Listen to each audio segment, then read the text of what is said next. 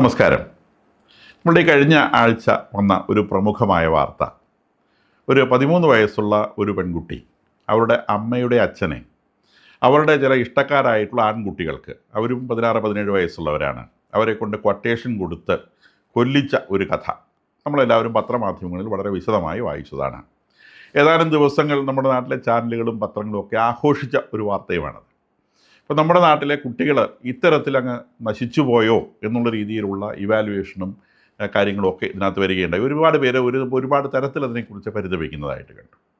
വാസ്തവത്തിൽ നമ്മുടെ നാട്ടിലെ ഈ ഒരു വാർത്ത ആദ്യമായിട്ട് പുറത്തു വന്നേ ഉള്ളൂ. ഇത്തരം വാർത്ത ലോകത്തെമ്പാടും സംഭവിക്കുന്നുണ്ട്. കഴിഞ്ഞതിന് മുമ്പിലത്തെ വർഷം അമേരിക്കയിലെ ഒരു ബോയ് സ്കൂളിൽ തോക്കും കൊണ്ട് പോയിട്ട് വെടിവെച്ച് കൊന്ന 28 പേരെയാണ്. അവൻ്റെ ടീച്ചർമാരും സഹപാഠികളടക്കം 28 പേരെ വെടിവെച്ച് കൊന്ന കഥ വരുന്നുണ്ട്. ധാരാളം കഥകൾ ഇത്തരം പല രാജ്യങ്ങളിൽ നിന്നും ലോകത്തിൻ്റെ പല ഭാഗങ്ങളിൽ നിന്നും ഇത്തരം കഥകൾ ഉണ്ടാകുന്നു. നമ്മൾ വ്യത്യസ്തരല്ല എന്ന് നമ്മൾ തെളിയിക്കുന്നു. അവിടെ എത്തിയെന്ന് മാത്രമേ ഉള്ളൂ. വാസ്തവത്തിൽ ഇതിൻ്റെയൊക്കെ മൂലകാരണം എന്ന് പറയുന്നത്, നമ്മളിതിനെ മൂല്യച്യുതി എന്നൊക്കെ വേണമെങ്കിൽ വിളിക്കാം. ഇത് ഒരു സ്ഥലത്ത് മാത്രമായിട്ട് സംഭവിക്കുന്നതല്ല, ലോകത്ത് മൊത്തമായി സംഭവിക്കുന്ന ഒരു സ്ലോ ഡിറ്റീരിയോറേഷൻ്റെ, പതുക്കെ ഓരോരോ കാര്യങ്ങളായിട്ട് തകർന്ന് പോകുന്നതിൻ്റെ, മൂല്യങ്ങളില്ലാതായി പോകുന്നതിൻ്റെ ചെറിയ ചില ബഹിർസ്ഫുരണങ്ങൾ മാത്രം നമ്മൾ കാണുന്നതാണ്. ഇത് വളരെ ചെറുത് പുറത്തേക്ക് കണ്ടു എന്നുള്ളൂ, വലുത് അടിയിൽ കിടപ്പുണ്ട് എന്നുള്ളതാണ് സത്യം.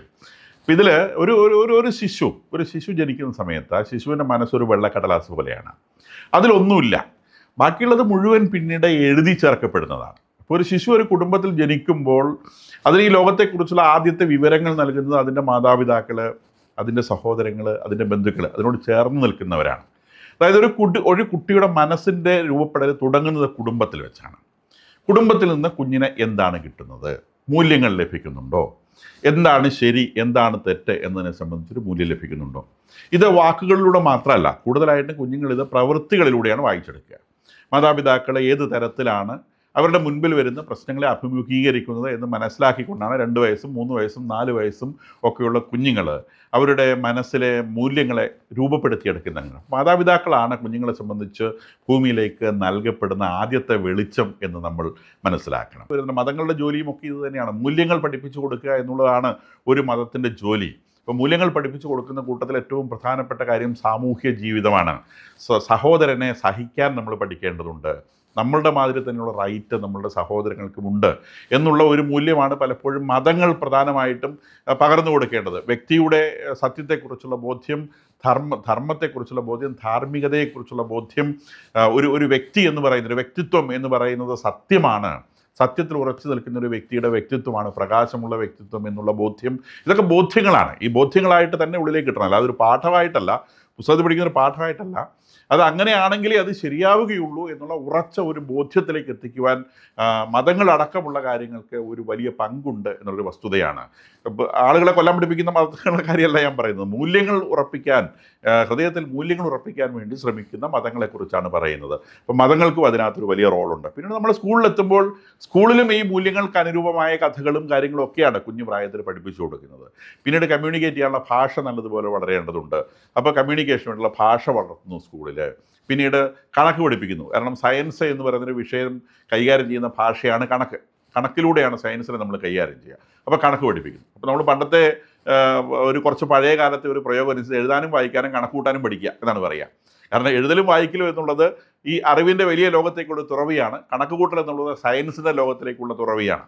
ഈ കണക്ക് കൂട്ടലിലൂടെയാണ് പിന്നെ സയൻസിലേക്ക് നമ്മൾ പ്രവേശിക്കുന്നതെന്ന് മനസ്സിലാക്കണം. ഇപ്പോൾ ഭാരതീയ തത്വചിന്തയനുസരിച്ച് ജീവിത കാലഘട്ടങ്ങളെ 4ആയി വേർതിരിക്കുന്നുണ്ട്. അത് ബ്രഹ്മചര്യം, ഗൃഹസ്ഥം, വാനപ്രസ്ഥം, സന്യാസം എന്നിങ്ങനെയാണ്. അപ്പോൾ ഈ ബ്രഹ്മചര്യം എന്ന് പറയുന്ന കാലഘട്ടത്തിലാണ് ഒരു വ്യക്തി രൂപപ്പെടുന്നത്. ഒരു വ്യക്തി രൂപപ്പെടുന്നത് ബ്രഹ്മചര്യത്തിലാണ്. അപ്പോൾ ഇവിടെയാണ് ഈ അറിവുകളും മൂല്യങ്ങളുമൊക്കെ നേടി ഒരു വ്യക്തി ഉറക്കേണ്ടത്. അവിടെയാണ് ഡിസിപ്ലിൻ അഥവാ അച്ചടക്കം എന്നുള്ളത് അവൻ്റെ ജീവിതത്തിൻ്റെ ഭാഗമായി തീരേണ്ടത് അവിടെയാണ്. അപ്പോൾ അച്ചടക്കമുള്ളൊരു വ്യക്തി രൂപപ്പെട്ട് വരുന്ന കാലഘട്ടത്തിൻ്റെ പേരാണ് ബ്രഹ്മചര്യം.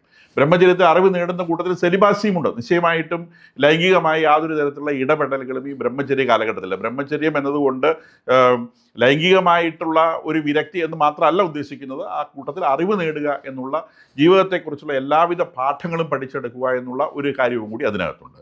ഒരുപക്ഷെ ആധുനിക കാലത്ത് ഒരു ജോലി നേടുക എന്നുള്ളൊരു കാര്യവും കൂടി അതിനകത്ത് നമുക്ക് കൂട്ടിച്ചേർക്കാവുന്നതാണ്. പിന്നീട് ഗൃഹസ്ഥം എന്ന് പറയുന്ന കാലഘട്ടത്തിലാണ് ഒരാളുടെ ജീവിതത്തിൻ്റെ, അയാൾ ഒരു കുടുംബം സ്ഥാപിക്കുന്നു, ജീവിക്കുന്നു, കുഞ്ഞുങ്ങളുണ്ടാകുന്നു, അവരെ വളർത്തുന്നു. ഇതൊക്കെ ആ കാലഘട്ടത്തിലുള്ളതാണ്.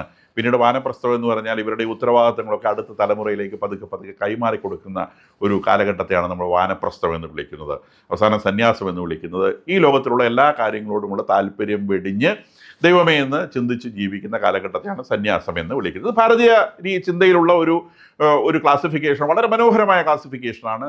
ഏതൊരു ജീവിതവും അടുക്കോടും ചിട്ടയോടും മുന്നോട്ട് പോകാൻ ഇത് ഏറ്റവും എസെൻഷ്യൽ ആയിട്ടുള്ള സംഗതിയാണ്. ഈ ഓരോ പീരീഡിനെയും ഒരു 20-25 വർഷത്തെ കാലഘട്ടമായിട്ട് നമുക്ക് വേർതിരിക്കാവുന്നതുമാണ്. അപ്പം അത് അങ്ങനെ ആവുമ്പോൾ നമ്മളുടെ കയ്യിൽ കിട്ടുന്ന ഒരു കുഞ്ഞിനെ, എൻ്റെ വീട്ടിൽ ജനിക്കുന്ന ഒരു കുഞ്ഞിനെ, അതിനെ വേണമെങ്കിൽ നിങ്ങൾക്കൊരു ബോംബാക്കി മാറ്റാം. നിങ്ങളതിനെ ഏത് തരത്തിലാണ് വളർത്തുന്നതെന്ന് ആശ്രയിച്ചിരിക്കും. അല്ലെങ്കിൽ നിങ്ങൾക്ക് അതിനൊരു സുഗന്ധ ചഷകമാക്കി മാറ്റാം. അപ്പം അതിലേക്ക് എന്താണ് നിങ്ങൾ ഫീഡ് ചെയ്യുന്നത് എന്നുള്ളതിനെ ആശ്രയിച്ചാണ് ഒരു ഒരു ഒരു ഒരു ഒരു കുഞ്ഞിൻ്റെ രൂപപ്പെടലിരിക്കുന്നത്. ഇപ്പം നമ്മൾ നേരത്തെ പരാമർശിച്ച കുറ്റകൃത്യങ്ങളിൽ ഏർപ്പെട്ട കുഞ്ഞുങ്ങൾ എല്ലാവരും തന്നെ ബ്രോക്കൺ ഫാമിലിയിൽ നിന്ന് വരുന്നവരാണ്. അത് ആ പെൺകുട്ടിയാണെങ്കിലും ശരി, അവളെ സഹായിച്ച ആൺകുട്ടികളാണെങ്കിലും ശരി, കുട്ടികളൊന്നും അവരെ വിളിക്കാൻ പറ്റത്തില്ല, അവർ ഒന്നാന്തരം കുറ്റവാളികളാണ്. അവരൊക്കെ ബ്രോക്കൺ ഫാമിലികളിൽ നിന്ന് വന്നവരാണ്. ബ്രോക്കൺ ഫാമിലികളിൽ നിന്ന് വരിക എന്ന് പറഞ്ഞാൽ അച്ഛനും അമ്മയും വേർപെട്ടു പോയവരാണ്, തെരുവിലായ കുട്ടികളാണ്, പലപ്പോഴും പല പല വീടുകളിൽ വളർന്നവരാണ്. അവരെ ആരും ശ്രദ്ധിച്ചിട്ടില്ല. ഞാൻ ഈ പറഞ്ഞ ഫോർമേഷൻ എന്ന് പറഞ്ഞൊരു കാര്യം അവർക്ക് ലഭിച്ചിട്ടേ ഇല്ല. അപ്പം അങ്ങനെ ലഭിക്കാതെ വരുമ്പം മനുഷ്യനൊരു സോഷ്യൽ ആനിമൽ എന്നാണ് നമ്മൾ വിളിക്കുന്നത്. അപ്പോൾ സോഷ്യൽ ഇല്ല, പിന്നെ ആനിമലാണ്, പിന്നെ മൃഗമാണ്. പിന്നെ അതിനെ സംബന്ധിച്ച് സർവൈവൽ എന്നുള്ളൊരു സംഗതി മാത്രമേ ഉള്ളൂ. എനിക്ക് ജീവിക്കണം, എനിക്ക് ജീവിക്കണം. മറ്റുള്ളവർ എങ്ങനെ ജീവിക്കുന്നു എന്നുള്ളത് എൻ്റെ വിഷയമല്ല, എനിക്ക് ജീവിക്കണം എന്നുള്ളതാണ്. അപ്പം അങ്ങനെ മൃഗസ്വഭാവമുള്ള മനുഷ്യരെ കൂട്ടുകെട്ടി അവരുടെ ജീവിതത്തിന് വേണ്ട കാര്യങ്ങൾ അവർ കണ്ടെത്തിയതാണ് നമ്മൾ ആ കൊലപാതകത്തിൽ കണ്ടത്. അവർക്ക് കുറച്ച് പണം ആവശ്യമുണ്ടായിരുന്നു. പണം ആവശ്യമുള്ളപ്പോൾ അവർക്ക് കൊല്ലാൻ പറ്റിയ ഒരു എര, പ്രതിരോധിക്കുകയില്ല എന്നവർക്ക് ഉറപ്പുള്ള ഒരു എര, അവർക്ക് ഡിസൈൻ ചെയ്ത് നെറ്റിൽ വീഴിക്കാൻ പറ്റും, വലയിൽ പെടുത്താൻ പറ്റും എന്ന് തോന്നിയ ഒരു ഇര, അങ്ങനെ ഒരു ഇരയെ അവർ സ്പോട്ട് ചെയ്യാണ് ചെയ്തത്. അങ്ങനെ ഒരു ഇരയെ സ്പോട്ട് ചെയ്തിട്ട് അതിനെ കൊന്ന് അവർക്ക് ആവശ്യമുള്ളവർ നേടിയെടുക്കുകയാണ് ചെയ്തത്. ഇത് വെറും മൃഗീയമായൊരു സംഗതിയാണ്. അപ്പോൾ അത് ഞാൻ ആ കുറ്റകൃത്യത്തെ ഒരു തരത്തിലും ലഘൂകരിച്ച് കാണില്ല. അവരുടെ ഫോർമേഷൻ തെറ്റിപ്പോയതുകൊണ്ട് അത്തരം കുറ്റകൃത്യം നമുക്ക് ക്ഷമിച്ച് കളയാം, തീർച്ചയായിട്ടും ഇല്ല. കാരണം ഇത് വികലമായ മനസ്സാണ്. ഇങ്ങനെയുള്ള ആളുകളെ പുറത്തേക്ക് തുറന്നു വിട്ട് കഴിഞ്ഞാൽ അവർ നാളെ ബാക്കിയുള്ളവരുടെ തലയടിച്ച് പൊട്ടിക്കും, അവർക്ക് വേണ്ട കാര്യങ്ങൾ നേടിയെടുക്കും എന്നുള്ളത് ഒരു വസ്തുതയാണ്. നമ്മൾ അതിലേക്ക് കൂടുതൽ പോകുന്നില്ല. ഇപ്പം ഞാനൊരു അധ്യാപകനായിരുന്നു, കോളേജിൽ അധ്യാപകനായിരുന്നു, പ്രിൻസിപ്പളായിട്ട് റിട്ടയർ ചെയ്ത ആളാണ്. അപ്പോൾ അതിന് മുൻപ് തന്നെ 10-20 വർഷത്തോളം ഞാൻ ആ കോളേജിൽ ഡിസിപ്ലിൻ നോക്കിയിട്ടുണ്ട്. അച്ചടക്കവുമായി ബന്ധപ്പെട്ടൊരു കമ്മിറ്റിയിലുണ്ടായിരുന്നു. അതിൻ്റെ ഭാഗമായിട്ട് ഡിസിപ്ലിൻ്റെ ചാർജ് എനിക്കുണ്ടായിരുന്നു. അങ്ങനെ ഒരുപാട് വിദ്യാർത്ഥികൾ, ഇൻഡിസിപ്ലിൻഡ് ആയിട്ടുള്ള വിദ്യാർത്ഥികളെ കൈകാര്യം ചെയ്യാൻ അവസരം കിട്ടിയിട്ടുണ്ട്. അപ്പോൾ ഈ പറയുന്ന വിദ്യാർത്ഥി സമരമൊക്കെ ആയിട്ട് ബന്ധപ്പെട്ട് അടിപിടി കൂടാൻ വരുന്നവർ, ആരെങ്കിലും സൈക്കിൾ ചെയിൻ കെട്ടിക്കൊണ്ട് വരുന്നവർ, മറ്റ് വിദ്യാർത്ഥികളെ ആക്രമിക്കുന്നവർ, ഇങ്ങനെയുള്ള ആളുകളെയൊക്കെ പലപ്പോഴും പിടിച്ചുകൊണ്ട് വന്ന് സംസാരിക്കാൻ എനിക്ക് അവസരം ഉണ്ടായിട്ടുണ്ട്. അപ്പോൾ വലിയ തെമ്മാടികളെന്ന് നമ്മൾ ക്ലാസിഫൈ ചെയ്യുന്ന ആളുകളൊക്കെ ഒറ്റയ്ക്കൊരു മുറിയിൽ നമ്മളുടെ മുൻപിൽ ഇരിക്കുന്ന സമയത്ത് ശിശുക്കളെ പോലെ വാവിട്ട് കരയുന്നതാണ് ഞാൻ കണ്ടിട്ടുള്ളത്. ഇവരുടെയൊക്കെ ഒരു ബലവുമില്ലാത്ത മനസ്സുള്ള മനുഷ്യരായിട്ടാണ് എനിക്ക് അവരെ കാണാൻ പറ്റിയിട്ടുള്ളത്. മിക്കവാറും ഏകദേശം 99% ആളുകളും ഇത്തരം ബ്രോക്കൺ ഫാമിലിയിൽ നിന്ന് വരുന്നവരാണ്. അപ്പോൾ വലിയ നേതാവൊക്കെ ആയിരിക്കും, ഒരു അസോസിയേഷൻ്റെ തലപ്പത്തിരിക്കുന്ന ആൾ, പ്രസിഡന്റ്, സെക്രട്ടറി എന്നൊക്കെ പറയുന്ന സ്ഥലത്തൊക്കെ ഇരിക്കുന്ന ആളായിരിക്കും. ശുദ്ധ തെമ്മാടിയാണ്, അടിപിടിയാണ് പ്രധാനപ്പെട്ട കലാപരിപാടി കയ്യിലുള്ളത്. അപ്പോൾ എന്താ കാര്യം? അമ്മയെ തല്ലുന്ന അച്ഛൻ. ബഹുഭൂരിഭാഗം കേസുകളും കണ്ടിട്ടുള്ളത് മദ്യപിച്ച് വന്ന് അമ്മയെ അടിക്കുന്ന അച്ഛൻ. അപ്പോൾ ചെറുപ്പകാലത്ത് ഇയാളുടെ മനസ്സിൽ രൂപപ്പെട്ടിട്ടുള്ള ഒരു പ്രതിഷേധം, ആ പ്രതിഷേധം അദ്ദേഹം സമൂഹത്തിൻ്റെ നേരെ പ്രയോഗിക്കുന്നതാണ് പലപ്പോഴും കാണുന്നത്.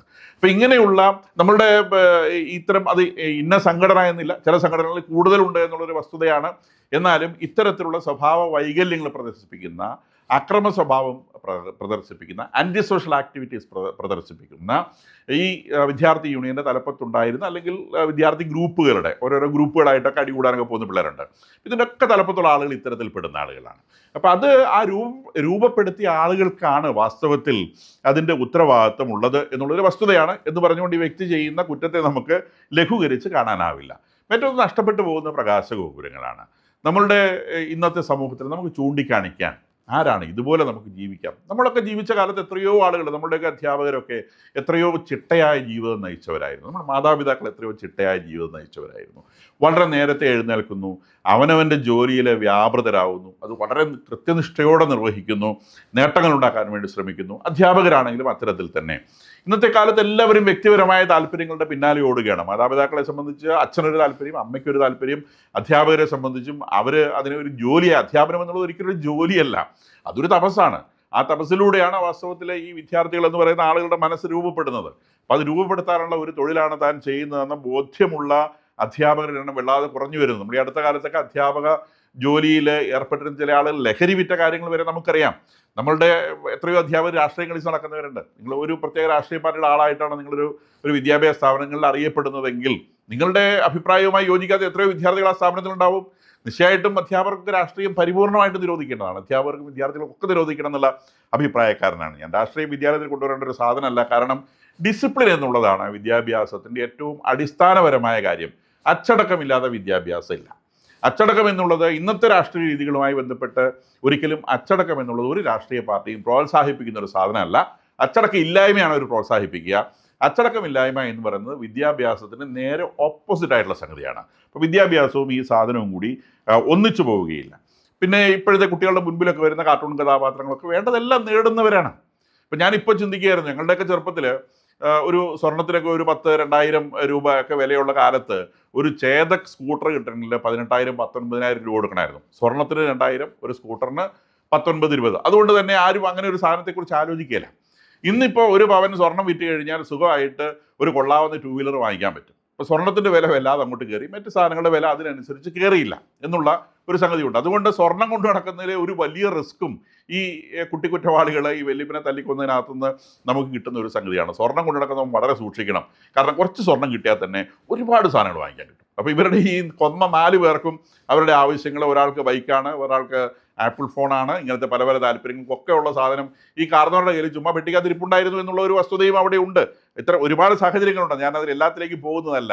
എന്തായാലും ശരി, പുതിയ തലമുറയെ സംബന്ധിച്ച് അവർ നഷ്ടങ്ങൾ തീരെ സഹിക്കാൻ തയ്യാറല്ല.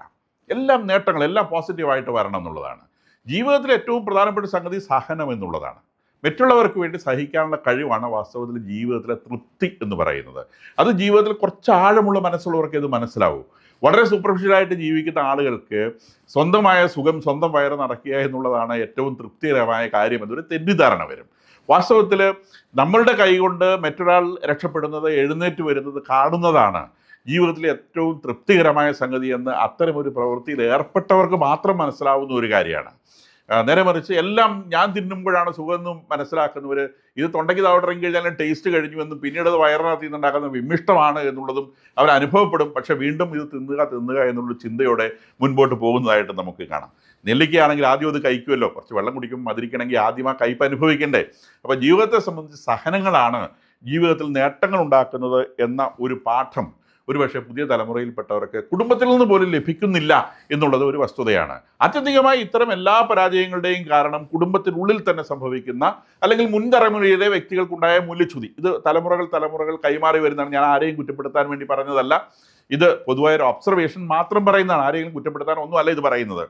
അപ്പോൾ ഇതിൽ ഒരു കാര്യം നമ്മൾ മനസ്സിലാക്കേണ്ടത്, തിന്മയെ നമ്മളെ എവിടുന്ന് ക്ഷണിച്ചു വരുത്തേണ്ട കാര്യമില്ല. അത് ഇങ്ങോട്ട് കയറിക്കോളും ഓട്ടോമാറ്റിക്കായിട്ട്. തിന്മയെ നമ്മൾ ചെറുക്കുകയാണ് ചെയ്യേണ്ടത്. നമ്മളിലേക്ക് തിന്മ പ്രവേശിക്കാതെ നമ്മൾ ചെറുത്തു നിർത്തുകയാണ് വേണ്ടത്. ഒരു എക്സാമ്പിൾ പറയുകയാണെങ്കിൽ, നമ്മൾ അടുക്കി പെറുക്കി വെച്ചൊരു മുറി വിചാരിക്കുക. നമ്മൾ വളരെ പെർഫെക്റ്റ് ആക്കി ഒരു മുറി, പലപ്പോഴും മുറിയെടുക്കാൻ വലിയ ബുദ്ധിമുട്ടാണ്. ഇനി നമ്മൾ വളരെ നിർബന്ധിച്ച് നമ്മളെ തന്നെ ഫോഴ്സ് ചെയ്ത് നമ്മളുടെ മുറി നമ്മളൊന്ന് ക്ലീൻ ആക്കി വെച്ചു എന്ന് വിചാരിക്കുക. അടുക്കി പെറുക്കി വെച്ചു. എത്ര ദിവസം അതങ്ങനെ ഇരിക്കും? നിങ്ങൾ ഒന്നും ചെയ്യേണ്ട, ഒരാഴ്ച കൊണ്ട് അത് മുഴുവൻ നിരന്നു പോകും. അത് മുഴുവനായിട്ടും ഒരാഴ്ച കൊണ്ട് നിരന്നു പോകും. വീണ്ടും നിങ്ങളത് അടുക്കി പെറുക്കി വെക്കണം. ഇതേ എഫേർട്ട് നിങ്ങൾ കൊണ്ടുവരണം.